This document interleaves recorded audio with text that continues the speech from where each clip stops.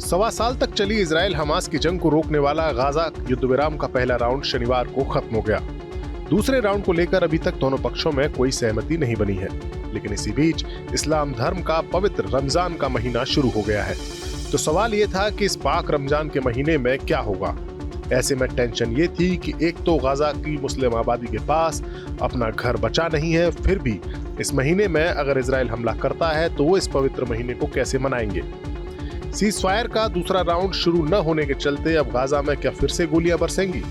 इस सवाल का जवाब मिल गया है। खबर है कि इस सिलसिले में अमेरिका के एक प्रपोजल को इजराइल ने कबूल कर लिया है।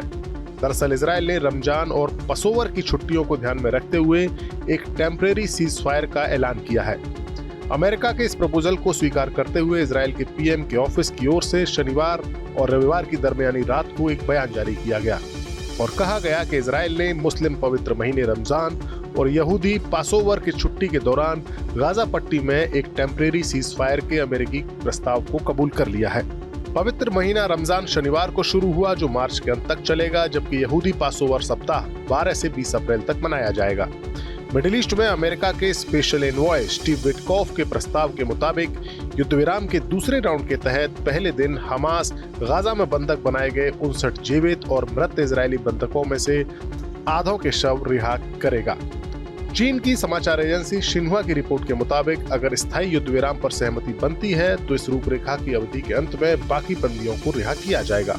बयान में कहा गया है कि विटकॉफ ने सीज फायर को बढ़ाने का प्रस्ताव इसलिए रखा है क्योंकि उन्हें लगा है दोनों पक्षों को फिलहाल मनाना संभव नहीं है और स्थायी युद्ध विराम पर बातचीत के लिए और वक्त चाहिए, लिहाजा एक टेम्परेरी सीज फायर की जरूरत है। इस प्रस्ताव में यह भी कहा गया कि इजराइल ने विटकॉफ के प्रस्ताव को स्वीकार किया है, जिसमें इजरायली बंदियों को वापस लेना शामिल है। हालांकि हमास ने अभी तक इस पर कुछ भी साफ नहीं कहा है। बयान में कहा गया है कि हमास ने बार बार समझौते का उल्लंघन किया है, जबकि इजराइल ने कोई उल्लंघन नहीं किया। ये बयान इजराइल की ओर से आया है। अगर हमास अपनी पोजीशन बदलता है तो इजराइल भी तुरंत विटकॉफ के बताए गए तमाम विवरणों पर बातचीत शुरू कर देगा। वहीं दूसरी ओर एक टेंशन वाली खबर भी है। खबर यह है कि इजराइल ने रविवार को गाजा पट्टी में सभी तरह के माल की आपूर्ति पर रोक लगा दी है। इजराइल पीएम ऑफिस ने इस निर्णय के बारे में कोई जानकारी नहीं दी, लेकिन साथ ही ये चेतावनी दी कि अगर हमास अमेरिकी प्रस्ताव को स्वीकार नहीं करता तो इसके और भी बुरे परिणाम हो सकते हैं।